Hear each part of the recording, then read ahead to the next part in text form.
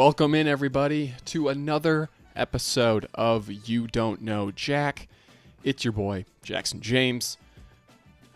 How's everybody doing today? I hope you guys found the stream all right. Welcome in to another broadcast. A little bit to the right here.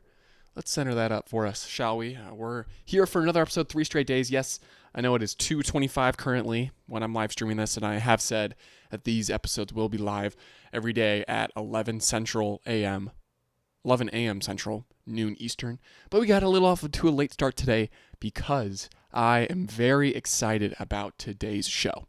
Today's show is great because we got Game 7 to talk about in the NBA Finals, but then we also have a new segment. Not really a new segment. I made a top 5 list for you guys here at the end. So let's go through our run through of today's show. Game 7 is happening. That is right. I'm super pumped. We'll get into Game 6 and what Game 7 could look like for the Oklahoma City Thunder and the Indiana Pacers. Now we're going to transition into the NFL. We're going to talk about Sanders, speeding ticket. Sheuder Sanders got pulled over the other day for going 100 miles an hour driving through Cleveland. Definitely something to talk about in just terms of the whole quarterback situation there in Cleveland. Then we'll transition into some other quarterback news with Dak Prescott expectations. He had a quote that was getting talked about, just him wanting to win a title, and we'll kind of state what we think Dak Prescott could achieve this upcoming season. And then we'll finish it off, rounding it back, going full circle into the Game 7 talk with the history of Game 7. That's not true. I forgot to update that. It is my top 5 Game 7 since 2015 later in the show. And you know what? We'll transition into our third graphic, but that actually makes me a little bit mad. And it's the old one anyways. What is happening today, folks? We are off to an interesting start. The late start kind of messed us up today, but you know we'll bounce back strong. Let's see, where is this stuff? No, this one. There we go. We're back up and running with the actual chalkboard there on the left of your screen. But welcome in for another episode, guys. Let's get started with the NBA Finals here on in the Game 6. This is just truly a great finals overall, really. And this game was bad in terms of game standards. Like, this was not the most entertaining game in the second half. But that first half, if you love basketball, what the Indiana Pacers were doing to the Oklahoma City Thunder was just shocking. It was truly a great game from the Indiana Pacers. Let's dive into their box score. And I had the take the other night, or in yesterday's show, in Indiana's goals for success in Game 6. And I thought some players had to step up, right? And I called for Pascal Siakam to step up to the plate, maybe a Miles Turner to step up. But I was wrong. It was really just a whole team effort. Obi Toppin led the way with 20 points for the Pacers. That was not something I expected in this game. But you look at a guy like TJ McConnell, who dropped 12 points. He was showing, not flashes, but he was showing his impact in Game 5, really keeping the Pacers afloat. And then this game is just another energy bug, right? Energy off the bench. He's a small dude, and he was balling out. First off, just great to watch. Yeah, because it kind of goes to this Indiana vibe that they have. It's the underdogs, right? And speaking of underdogs and overrated, Tyrese Halliburton suited up for this game. He was a game time decision. He dropped 14 points, team high plus 25. His three-pointer was going a little bit. He was 3 for 7, but he was making some long shots, and that was crucial to really get the momentum of this Indiana Pacers going, because if he can shoot the 3 ball, even though he only made 3, and 3's very good for his limited 3-point attempts, it still felt like if he's banging his threes, if he's knocking those down, that's a scary thing for this Pacers offense, because then it just extends OKC out even more. And they're already an aggressive perimeter team, but now having to chase Tyrese Halliburton further back that allows other guys to ball out. I mean, speaking of Pascal Siakam, he only had 16 points, right? But he was still effective. And maybe the play of the finals was that fast break where Tyrese Halliburton gets the steal. He's driving on the left side of the court, and he sees Siakam running down the court and just flings the ball to him. I mean, here, I tweeted about this. Make sure to go follow the Twitter on my account. And it was maybe the prettiest play I've ever seen. 16 points, throws it this away. season, Halliburton or at least in this comes up NBA Finals. Cross court, Siakam for the slam. I'm sorry. What? Jalen Williams. That's as high as it goes. But we'll just leave it on replay for a sec because this play, to me, was the cherry on top of really the first half. It extends their lead to a full 20 points. It really felt at this point it was just like, and I mean, it was just a complete poster. I mean, it was a facial of Jalen Williams, the guy who just dropped 40 points. We'll get into him and the just insane on the fast break there. And just the overall game from the Indiana Pacers, that is a championship team, right? And we'll get into my take on Game 7.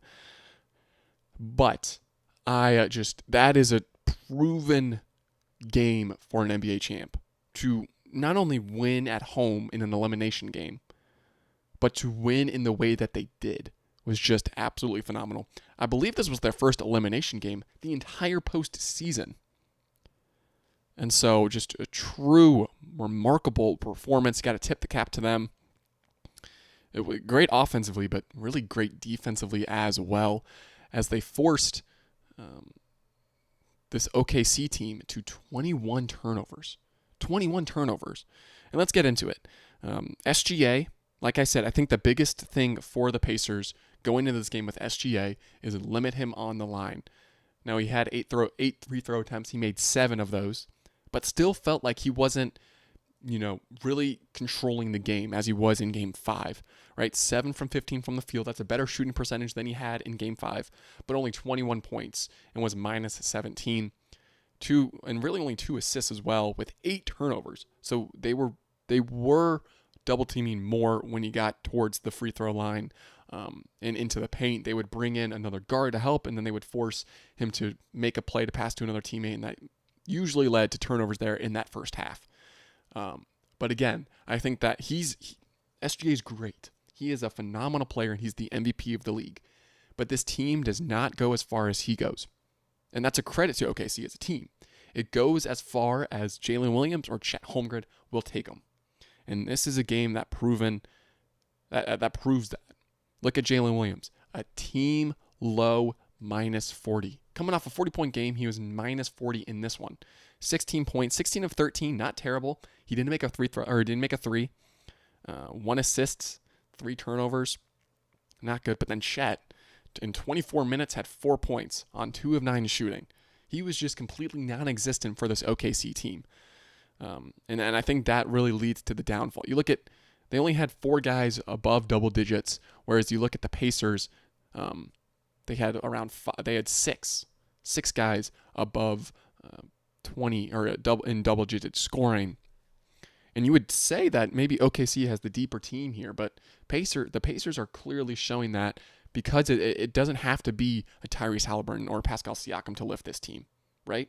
It's other guys, an Andrew Nesmith one game or an Andrew Nembhard the next, right? Andrew Nembhard had a great bounce-back performance with 17 points off 5 of 7 shooting with 3 big three-pointers there. He stepped up after having a pretty bad fourth quarter in Game 5. And so when you look at this game and you look at how they're going to transition into a Game 7, right? OKC has been a dominant team, a very dominant team at home. Now, they're not undefeated, right? They're not crazy when it comes to that. But as I try to find their home stats throughout the regular season, right, at home, 35-6. Now, again, they were a 68-win team, so that's all we're going to show. That kind of, helps. But just truly dominant. I would love to see their home and away splits. Well, let me look this up. Home and away. for OKC Thunder. Because, all right, let's look at the Oklahoman. And does he have stats here? Just quick, easy read stats. Yeah. Look at the home offensive rating. 100. Now this isn't this postseason necessarily. I think this is more at home, but still, you can take evidence from the regular season and transition it into the postseason. 121.8 points per 100 possessions compared to 108.2 points per 100 possessions on the road, right? But look at the defensive rating. The defensive rating is it's a 17-point difference here, on 97.2 to 114.4. It is truly a shocking difference between home and away, and that's bad news for the Pacers. I think they had an opportunity in Game 5. Now, again, it's on the road, but OKC, they didn't have their backs against the wall. We've seen them in Game 7 already this postseason. We can go ahead and take a look at that because they played the Denver Nuggets in the semifinals, and that Game 7 was as dominant as possible from, just an overall standard. Obviously, Denver winning Game 6 in Denver sets up a similar position to where we are now with the NBA Finals. But as you look at where the Oklahoma City Thunder came from, a scoring position, SGA led the way with 35 points. Alex Caruso. This was the Alex Caruso game, but we'll get into that in a sec. Chet Holmgren had a fine game. Jalen Williams had a very solid game, 24 points off 10 to 17 shooting, 2 3-pointers, right? And it was kind of a two-headed monster. They scored 125, and they really did a good job on the defensive end. Whenever you hold an opponent to under 100 points, your defense did its job. And this, again, was the Alex Caruso game, shutting down Nikola Jokic to 20 points, only 9 field goal attempts from Jokic. Obviously, looking back, if you're Denver, you would want him to shoot the ball more. However, it's Game 7. You got to lay it down on the line. And OKC came to play at home, and they advanced to the Western Conference Finals in this game. And so, like I said, what does this mean for this Game 7, however? Well, I think this will be a tougher task for the Oklahoma City Thunder, right? It's a different team. If you shut down Jokic on the Nuggets, your success rate skyrockets, right? It's like you're playing kickball, and you only have to worry about one hitter. You back up the outfield, right? You're like, okay, let's back it up. He's going to hammer it, and then you catch it for an out, or you just limit him to not a lot of damage. You're going to be fine, right? And so I think this is an opportunity for Indiana to rely on their defense, right? I think they do have to focus on shutting down SGA. We saw that as a big vocal point in Game 6, right, earlier in that first half. But again, I think OKC will be energized role players to play better on the road. And I don't think there's a strategy to beat this Pacers team in the sense that let's shut down Jokic. Let's slow down Anthony Edwards. I don't think that's the case in this one. I think it's one, protect the ball like it's football. Limit the turnovers, right? Like I said, they had 20 plus turnovers in Game 6.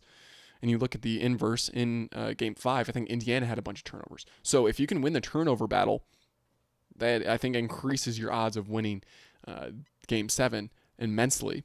And then also you gotta get hot from 3, because the shooting splits from Game 6 were abysmal. Abysmal. Can I look at a team spat? Look at this. Pacers made almost double the amount of threes. And at one point in the first half, I believe OKC had only made 1 or 2 threes the entire first half. Right? Now, again, it's on the road. Your role players will play worse on the road. I want to say that's science at this point. That's fact. But again, this is huge. If we want to take a look at Game 5 and that game splits, we'll see how Indiana's coming off this game. Right? Look at the 3-point differential. Not that big. And that's a huge thing for Indiana heading into Game 7. Right? But if you can make your threes, if Indiana can make their threes, they will win. Actually, that's not true. If they can shoot the 3 and protect the ball, limit the turnovers, they will win the game. Look, they made their threes this game. However, they turned it over 23 times. to OKC's 11, right? I want to look at some other games this series, just in terms of those splits. Let's look at game 4, or sorry, this is game 5. Let's look at game 4, the one OKC tied up this series. Let's look at the shooting splits for this one. OKC made 3-pointers in this game, yet they won because 16 turnovers for the Pacers. Now, it was technically a tie in the turnover category, and this was close late. If it wasn't for a 31-point fourth quarter by the Thunder, this game, may be different, or the series may be different, but this is the one that got away for the Pacers that they'll look back, and we were at home, had a chance to go up 3-1, and they didn't. Now, again, everything's on the line here in Game 7. So, what does this mean? Who will win Game 7? And if I had to put my money down, and for some reason, I want to pick Indiana to win Game 7. Now, if I had to say who, if we had to restart this series, I'm picking OKC. I just am. I think their ability to perform at home defensively and the role players step up is huge, right? Lou Dort has kind of been non-existent the last 2 games. If he's clicking, again, it's Jalen Williams and Chet. After that, it's really, can Dort provide 2 or 3 threes? We'll have to see. I would say the momentum right now is with Indiana. The pressure is on OKC, right? If Indiana loses, hey, we got to a Game 7 in the NBA Finals. They'll look back at that Game 4 and be like, this was our opportunity. But, you're walking away, you're the Indiana Pacers, you won 50 games this year in the regular season, and you're like, we forced the best team in the NBA to a Game 7 in the NBA Finals. That is quite the feat, right? Inversely, if you're OKC and you lose Game 7 and you lose the series, you're like, we won 68 games. I believe they've won above 80 games now in the totality of the season, and yet they would feel disappointed. They would feel quite disappointed in just the overall drop of what this series was for them. Without a doubt. Without a doubt. If you're OKC and you lose this game, you're like, oh crap, because your window isn't closing because you have a great young team, right? They have picks. Nikola Topic's one of their young guys who didn't even play this year, was a top pick in last year's draft because he was injured. He looks to be a force potentially. And so, yeah, you want to win as many now before you have to really sign your guys to massive extensions, right? But still, this would be a massive disappointment if you're OKC. If you're the Indiana Pacers, this is really a once-in-a-lifetime opportunity at this point. You are playing with house money. You have nothing to lose, and that's why I think Indiana will win this game, right? I don't know the schematics, right? I would say continue to double team SGA, make other players beat you, right? You don't want Jalen Williams to drop 40 points on you. You got to limit that. However, I just think that Indiana is going to come in here, right? I think OKC will punch back first. If I had to call it, I'd say OKC is going to punch back first. They're going to punch back, but I think Indiana will hang on like they usually do, make it a game in the fourth, and then when it comes all said, I think Indiana has more players to make plays than OKC does. And I wouldn't say Indiana has better players than the OKC Thunder. No, I would not say that. But this series and what I've seen, I have seen Indiana make more plays than OKC. That's just flat out. And it's felt like Indiana is more resilient than the Thunder is. If the Thunder get down in this game in the fourth by double digits, now I know that was a scenario in Game 4, but this one's at home, right? They are playing like, oh crap, we are going to lose this series without actually losing the series. Whereas if they get down in the fourth quarter here, they're like, oh my gosh, we lost. Right? Both, and they're still young. They're the second youngest team, I think, ever to make an NBA Finals, right? It's been half a century more, a little bit more than half a century since a younger team has made it to the NBA Finals. It's truly quite the NBA Finals. Like I'm running out of words to talk about this NBA Finals. This has been great. After the last couple of years have been a little bit of stinkers. Denver, Miami. Then it was Boston, Dallas. I was like thinking Boston, Dallas. This has been a really nice one. And hopefully we get more NBA finals like this, because Game 7s are sweet in all sports. And we'll get into that with the history of Game 7 as we talk about those are completely flipped. I don't even know what happened with the left third graphic today. I apologize, but let's transition now into this Sheuder Sanders drama. And I don't want to spend too much light on it because you probably heard it all over the news, right? But it's just the most damning thing, right? And it's like he's a young guy and he's going to make mistakes. He's going to make mistakes. And I think that's fine to say, hey, you made mistakes. But especially with the history of these NFL players, and especially with the history of these football players, not even just the NFL, but also college, making these dumb mistakes in terms of making illegal moves while driving, right? Apparently, he was cited twice this month for speeding. Twice. And again, it's not like he was going 45 and a 30, right? It's not like that. If anything, it's just a lapse of judgment. And I want to say it's similar to the Johnny Manziel situation, where you have a young quarterback and he has an ego and he's immature, right? I think quarterbacks that have egos is a pretty fine thing to have. I can take it or leave it if I'm a GM, right? If you're going to have an ego, right, and you may be a little selfish, that's fine at the quarterback position. You have to be confident in yourself, right? Then that exceeds a limit where you're overconfident in yourself. Maybe like a Sheuder Sanders with the legendary draft night when he was a 5th round pick. But then there's also, the overcockiness in terms of just your image as a whole, that you can do whatever you want. And this is one of those moments, I feel like, where it's a young guy. He's older than me, though, right? And I know not to do this. Now, again, I don't have millions of dollars to spend on cars to go that fast. Regardless, I just think this is just an unfortunate moment for him. He already has bad PR, right? Going into the draft, right? A lot of college fans didn't love this guy.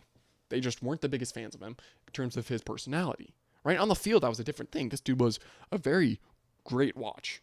Like, Colorado was one of the most entertaining teams to watch last season. Or not last season, just overall in Sheuder Sanders' tenure there. It was just an entertaining team, right? I was literally there for his first game at Colorado when they destroyed my TCU Horned Frogs. It was tough. It was a tough watch. But that was just the start of potentially him building a successful career in football, right? He's made millions of dollars in NIL. Great for him, right? But once you have moments like this in the NFL and you don't perform, you're done.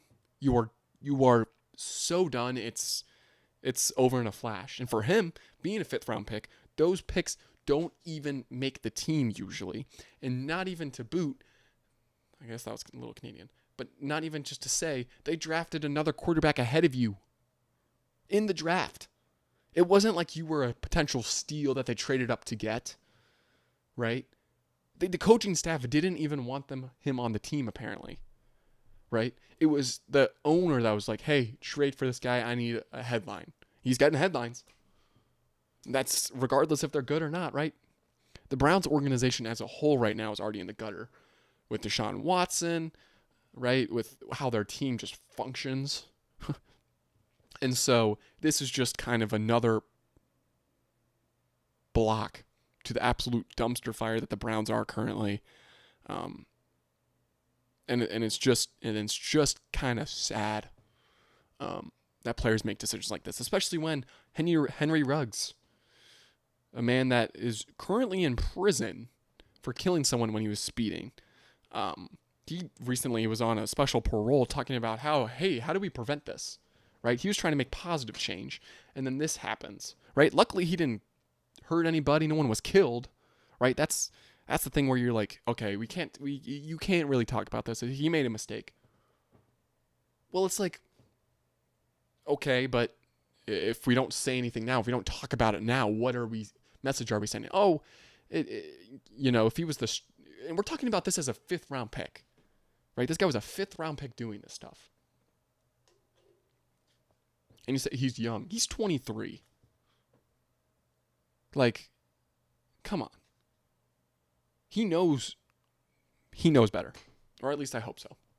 So that turned into more of a rant than I wanted it to. But we'll transition now into this Dak Prescott situation. We'll make it more positive. And I think this is why I balanced it out this way. Because Dak, I'm wearing a Cowboys hat for a reason, right? I'm a Cowboys fan. I'll set that precedent first. That is the most important thing here. I'm a Cowboys fan. And yet I'm more of an optimistic fan just in general in terms of how I think about my players. However, I think Dak is en route for a great season. Now, let's take a look at this CBS article. It's ranking Dak's 9 seasons so far. They rank it by contention status. I think it's a very interesting article, but let's dive into it. It starts with them ranking 2020, which, let me raise my self plays just so you can see the seedings and stuff. So, or you know what? Let me just shrink myself. There we go. So, it's 2020. And I want to do this segment by, is the expectations that we have for him going into this next season realistic, right? And when you compare it to his other seasons, 2020, he was balling out, got injured, they missed the playoffs. 2024, this past one, got injured. Again, you can see it what the stats go with in the NFL. The Cowboys stink when he doesn't play, right? But when you compare it, and I really just wanted to do this for his best season. Oh, 2016, that's crazy. This is crazy. This is crazy. Dang, that's crazy. 2023 was his best season as a quarterback, stats-wise. Second team All-Pro. I mean, look at this. Almost 70% completion percentage, 4,500 yards passing, 36 touchdown passes, only 9 interceptions, coming off a season where I believe interceptions were a problem. Yeah, 15 interceptions in 22, right? So not only does he bounce back, I remember that being a whole discussion, and I was just having like trauma when I was a child, and people would make fun of Tony Romo. And then like, how do you can't spell interception without a R-O-M-O. And I was like, what? But 2023, I think this is, I don't want to say it's the benchmark because this is his best, right? The most efficient year of his 9-year career. And I think there's a possibility that he has a very similar year to this. I absolutely do. My only question mark, and we'll get into that. We'll save my question mark for end. But here's why I think he is capable of replicating these stats, right? He has CeeDee Lamb, right? He had CeeDee Lamb for this year. But now he has the best second receiver or wide receiver 2 he's had since ever, right? George Pickens is a baller. He is an absolute baller, and I think he's the perfect quarterback for Dak, right? And you look, and I was thinking about Cole Beasley in 2016 when he was at 1,000-yard receiver, but then obviously, well, okay, wait, let me take that back. He is one of the most exciting second wide receivers Dak has had, right? I forgot about 2020 and 2021 with Amari Cooper and the CeeDee Lamb combo and the Michael Gallup in there as well. I think my expectations for George Pickens is higher, and it's kind of a little bit too optimistic. But I would just say since all the focus is going to be on CeeDee Lamb, George Pickens is going to eat. And this 2023 season was really just with CeeDee Lamb. CeeDee Lamb had a great season. I believe he had around 1,800, maybe 1,600 yards receiving. He was in the MVP conversation for a little bit there. He was in the offensive player conversation, offensive player of the year conversation for a little bit as well. And so I believe Dak can do this because he has more skill positions. And his offensive line is potentially better, right? Now, they are heading into the seat. That's crazy to say after Zach Martin has retired, right? They're moving this season into definitely a young O-line. I would assume projected starters would be going from left to right. At left tackle would be Tyler Guyton, then Tyler Smith, then Cooper Beebe. Then it would be the new guard in Tyler Booker. And then it would be Terrence Steele, the oldest one on the line. And I think that's, if Tyler Guyton can take a mini step, half a step towards progress, I think he'll be fine. Obviously, he didn't have the great year last year in his rookie year, but he seems to be taking it seriously, which you love to see, which is obviously the big worry. The big worry is just these players know they're kind of not performing well, and they don't really do anything about it. I think Tyler Guyton's doing something about it, which I can really admire and respect, right? Especially because everyone else on that line, obviously I'm making assumptions for Tyler Booker, but guard is better or is easier to play than tackle. Is this whole line is solid, right? I don't know if it's elite, but it's solid, right? The big question mark, though, is how they'll perform in the run game. And that also relates to the running back room, right? We can look up this running back room because it's not really anything to wow, right? It's a couple of old heads in Javonte Williams and Miles Sanders. Jadon Blue is making some noise. He's a speedy running back out of Texas, right? And so if the run game can really get going, right, Dak's stats may drop.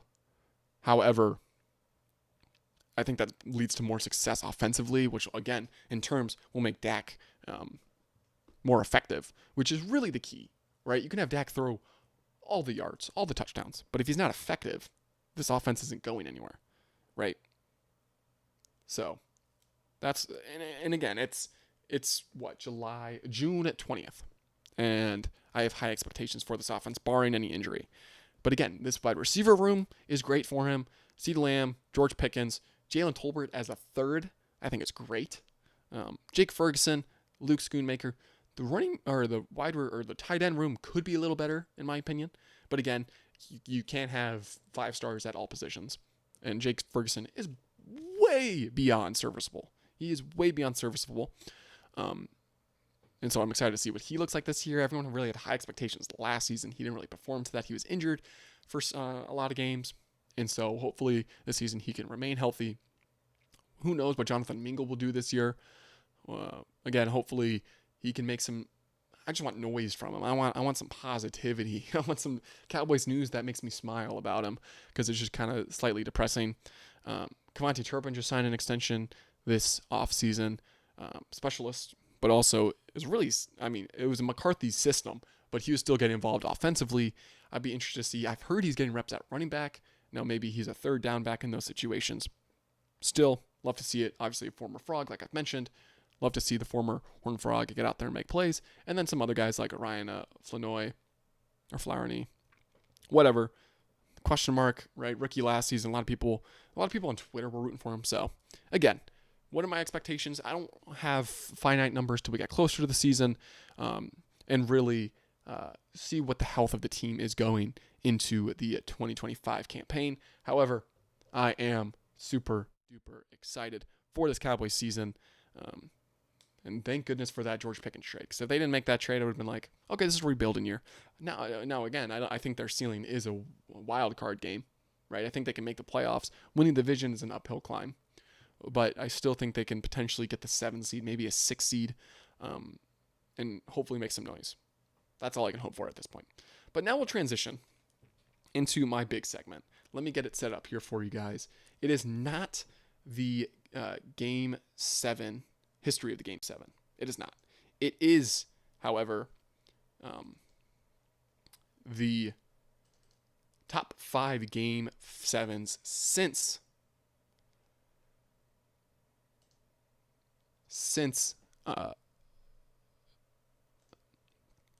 2015, which I think is key. And so let's dive into it. We can just transition now. Let's get into it. This is the big segment. All right, folks. This is like where my money is made. All right, I've been waiting a while for this one, to say the least. But let's dive into it. This is top 5 from 2015. It ranges all 3 sports that can have them: NBA, MLB, and NHL. Recency bias could play a factor in this first one. But let's dive into it. My number 5 spot for my top 5 Game 7s since 2015 is the Stars versus Avalanche in the first round. Now, this is the only first round matchup on this list, and I feel like it's bad to say this when there's been World Series Game 7s and NHL Game 7s, and yet I'm putting a round 1 game on here. Now, I may be wearing a Dallas Cowboys hat, but I'm not this crazy Stars fan. I hopped on the bandwagon this postseason because watching playoff hockey is super fun. And yet you had the storylines in this game, in this series as a whole, and the way it played, the game itself played out was insane. Right? With Mikko Rantanen being traded from the Avalanche to the Hurricanes in the middle of the season, and then coming from the Hurricanes to the Stars is just crazy in itself because the Avalanche backstabbed him, similar to a Luka Doncic trade. But now he is in a spot at home in Dallas. If this was in Colorado, that would have been But they were able to play in Dallas, and the Avalanche get up to a 3-1 lead, or a 2-0 lead, I believe. But then Mikko Rantanen went on a run, had a hat trick by himself it was 2-0. Had a hat trick by himself in the third period, including the capper with the empty netter against his former team. The storylines here is a big theme in this list, and I think this one was just an exciting game, which is the most important thing in a Game 7, in my opinion. It has to be an exciting game, right? It can't just be a storyline, right, that carries it. No, it has to be a storyline plus the actual game itself that's exciting, and that's why this game made it. Could it be some recency bias? Absolutely. I think this was the best playoff game in the entire postseason, I believe. Well, that's debatable. In the NHL, that's debatable. However, I just think the storylines, maybe the Maple Leafs, and I think it was Florida, their Game 7 or Game 6, or put that spot. Just put the NHL playoffs this season in that 5 spot. I'll feel comfortable with that. But let's move to this number 4 spot. And this is the Bucks versus the Nets, the Milwaukee Bucks versus the Brooklyn Nets in 2021. The crazy thing is, this is the only game on this list that I did not watch. I didn't watch it live, at least. And I think that almost adds to the fact. Now, if you don't remember this game, this was the big 3 Brooklyn Nets with Kevin Durant, James Harden, Kyrie Irving. Kyrie Irving got hurt this series. James Harden was battling a hamstring injury. And they were going up against an unproven Bucks team. Right? The big question around the Bucks was, are they going to eventually win a championship? Because Giannis at this point was, I believe, a 2-time MVP, or he was going to win the MVP this season. And yet there was still, like, is he going to perform in the postseason? And this series came down to a Game 7, of course. And yet KD had the game-winning shot. He hit the game-winning 3. And I saw that on my phone. I saw it, and I was like, and I was rooting against the Nets because I didn't like KD at the time for going to the Warriors. I was rooting for the Bucks. And I just remember seeing it. And it's KD hits 3-pointer. And I just go, oh, you got to be kidding me. I turned my phone off. I'm like, that's so disappointing. I didn't even know what happened. And then I turned my phone back on 10 minutes later. And the game's in overtime. And I was so confused. I was like, I thought he hit the game winner. I scroll down, 2-point shot. I immediately go to Twitter, X, and I see that his foot was on the line. And it's been infamous since then. This postseason, with the Indiana Pacers playing the New York Knicks, Tyrese Halliburton hit a similar shot. 3-pointer that looked to be a 3-pointer but had his foot on the line. Would have won the game, ended up tying the game, sent the game in overtime. Pacers won that game, unlike the Nets.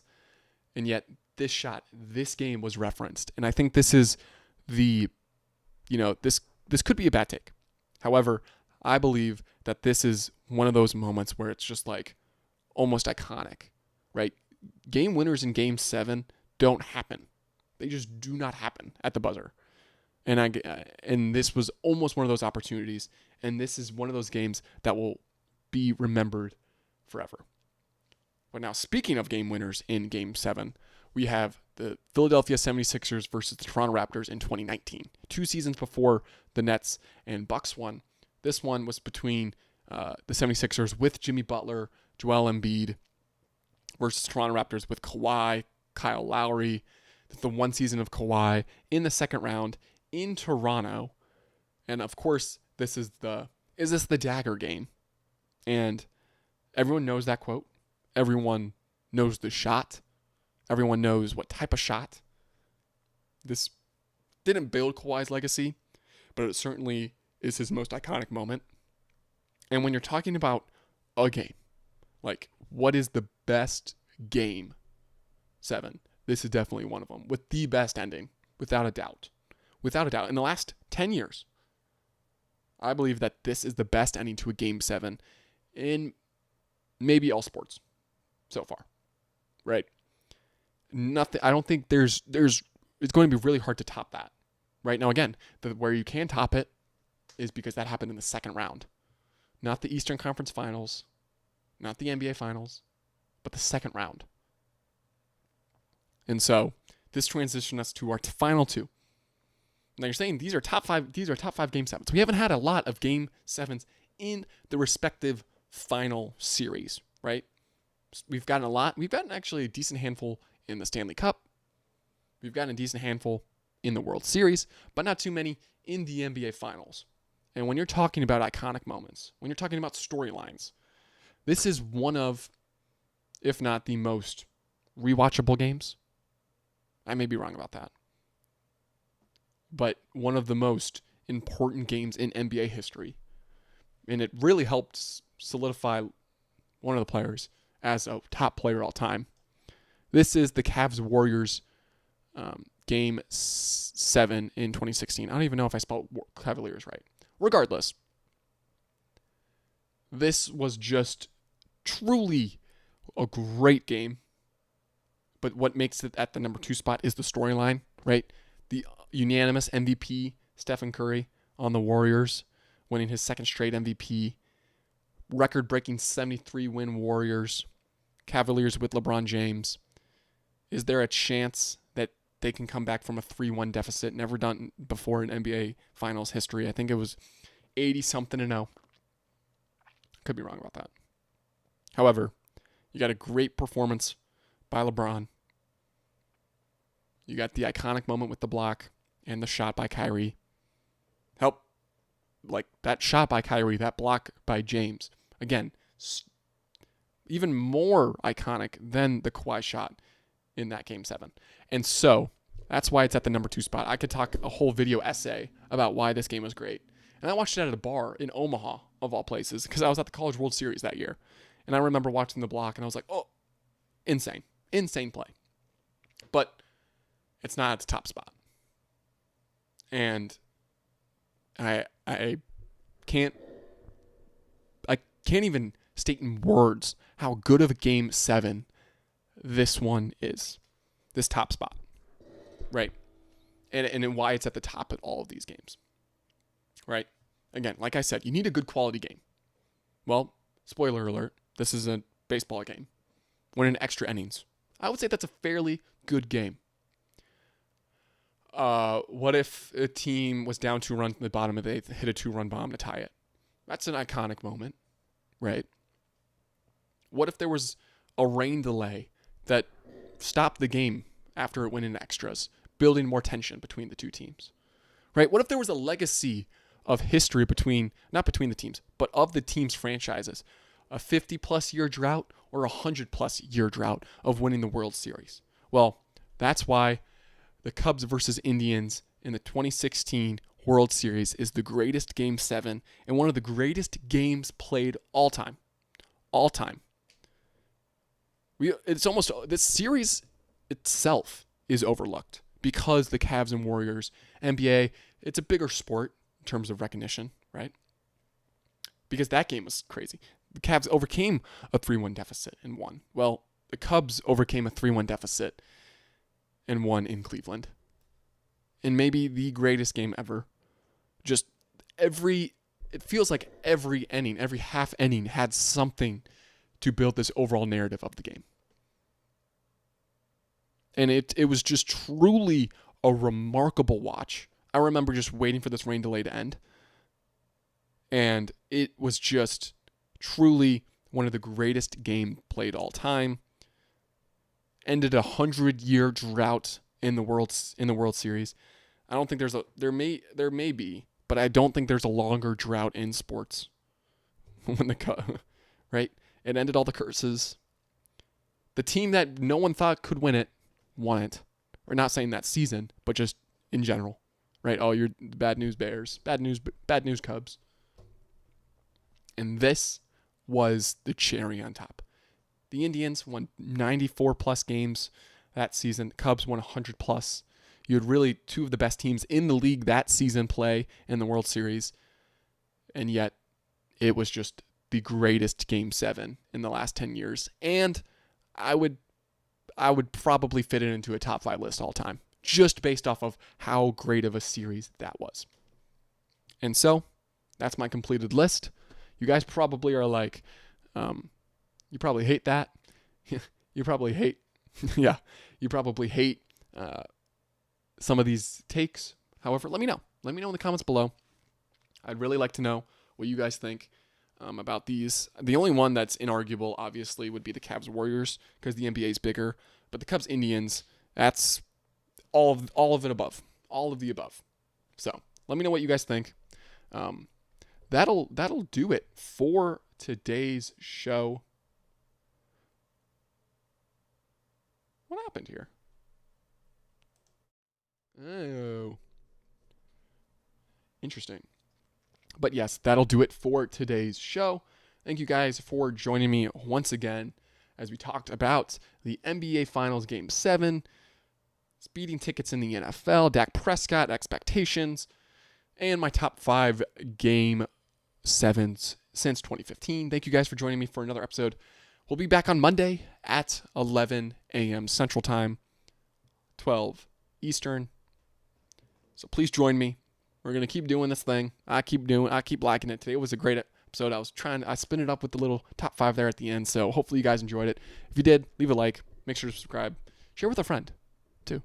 Like, get the friends. I'll be here on Monday with my thoughts of the Game 7. So make sure you subscribe to be notified when we go live on Monday. Anyways, thank you guys.